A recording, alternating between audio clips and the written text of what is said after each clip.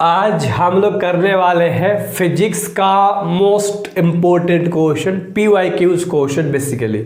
और मैंने कहा था कि अगर आप जुड़े रहते हो तो मैं बहुत जल्द आपको 2015 से लेकर 2024 तक के सारे PYQs का सीरीज लेकर दे दूंगा। तो उसके लिए टेंशन मत लो, पहले सारे इंपॉर्टेंट ऑब्जेक्टिव करा दो कुछ दिन, उसके बाद वे सारी सीरीज सारे सब्जेक्ट में करा दूंगा बहुत बेहतर तरीके से।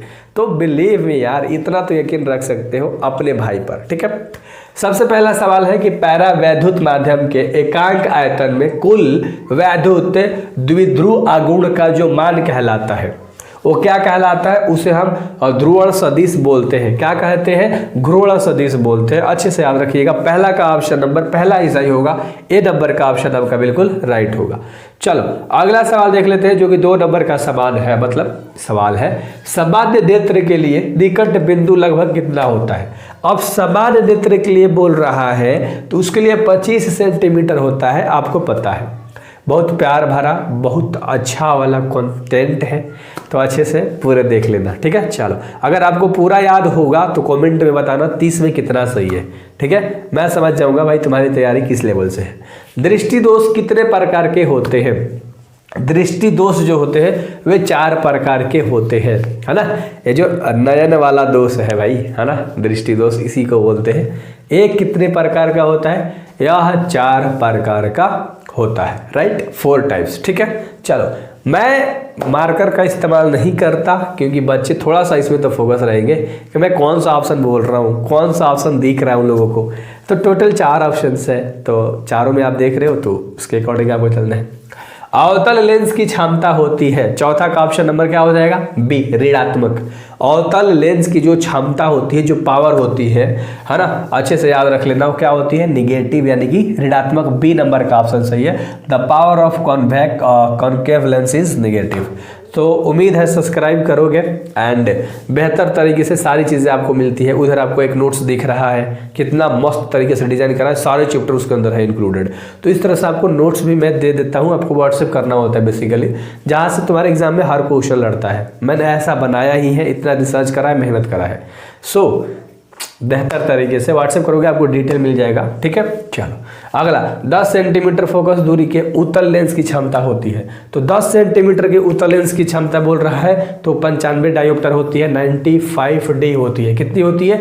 95D होती है, ठीक है। चलो अगला सवाल के ऊपर हम लोग बात करेंगे जो कि 6 नंबर का सवाल है कि जल और कांच के अपवर्तनांक क्रमशः 4/3 और 3/2 है। तो जल का कांच का अपेक्षा उसका जो अपवर्तनांक होगा वो क्या होगा? तो 8/9 हो जाएगा। क्या हो जाएगा? 8/9 हो जाएगा बेसिकली। डी नंबर का ऑप्शन याद रख लेना, 6 का ऑप्शन नंबर डी याद रख लीजिएगा। अगला सवाल हम लोग करते हैं लाडलो, ठीक है। किस कारण से हवा का बुलबुला पानी के अंदर चमकता नजर आता है? तो ये पूर्ण आंतरिक परावर्तन से, ये तो हर व्यक्ति को पता है।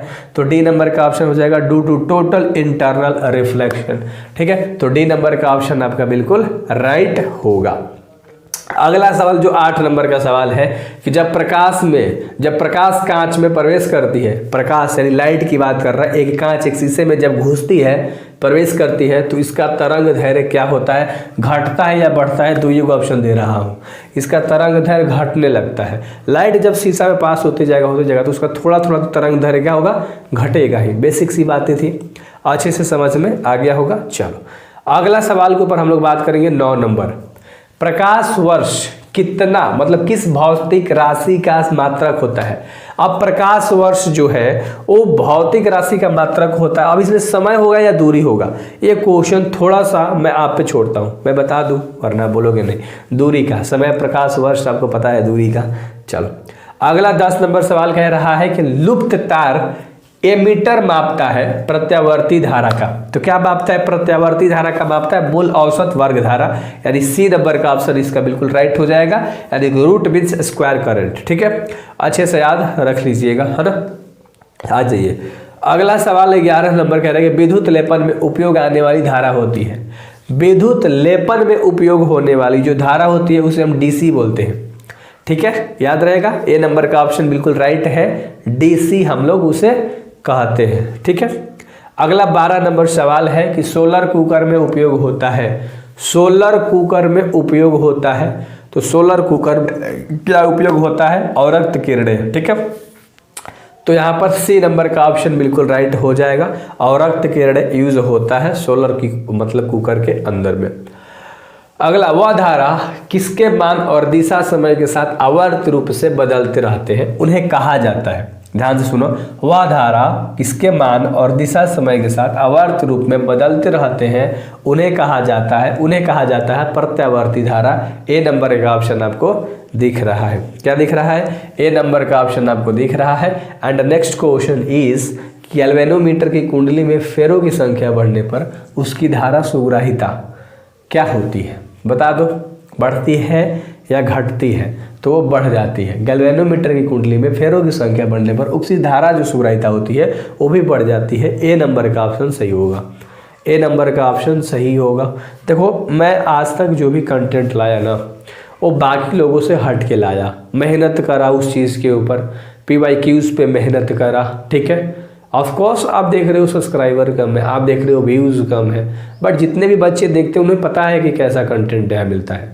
सो यार, आप सब्सक्राइबर देख के जज करते हो किसी को। सब्सक्राइबर हर कोई जीरो से शुरू करता है यार, मेहनत करता है। ठीक है, तो आप लोग सब्सक्राइबर देख के चले जाते हो। जो कोर्स बेचते हैं 2000-3000 का, हम लोग 150-200 का बेचते हैं। क्या बुक अलग है? नहीं। क्या पढ़ाने का ढंग अलग है? नहीं। क्या कॉन्सेप्ट अलग है? हम लोग से ज़्यादा मटेरियल लेते हैं? नहीं भाई, कुछ नहीं अलग है, बस तुम्हारी भ्रम है, वो याद रख लेना। शुद्ध अर्धचालक में थोड़ा सा अप्रत्यय मिलाने पर उसकी जो चालकता है वो क्या होती है? उसकी चालकता बढ़ जाती है। ए नंबर का ऑप्शन सही है। उसकी चालकता क्या होती है? बढ़ जाती है। ए नंबर का ऑप्शन सही है। ठीक है, चलो अगला सवाल के ऊपर बात करेंगे, जो कि 16 नंबर का सवाल है कि दशमिक अंक पद्धति का आधार होता है। दशमिक अंक पद्धति का जो आधार होता है वो हमारा कितना होता है लाडलो? इसका आंसर मैं तुम पे छोड़ता हूँ यार, इतना आसान सा सवाल है, कर लोगे। चलो अगला 17 नंबर सवाल है कि प्लांक नियंत्रण का ऐसा ही मात्रक क्या होता है? प्लांक नियंत्रण का ऐसा ही मात्रक जूल सेकंड होता है। ए नंबर का ऑप्शन सही है, JS लिख लेना। ठीक है, चलो। और अगला है कि थॉमसन विधि द्वारा किया जाता है इलेक्ट्रॉन का। तो थॉमसन विधि के द्वारा इलेक्ट्रॉन का क्या किया जाता है? आवेश तथा द्रव्यमान का अनुपात निकाला जाता है। ठीक है, तो यहाँ तक आपको पता है, 18 तक हम लोगों ने कर लिया। 19 नंबर का सवाल करेंगे, यदि किसी तर्क द्वार का निर्माण y का मान उसके दोनों निवेशों के गुण AB से प्राप्त होता है तो वह द्वार क्या कहलाता है?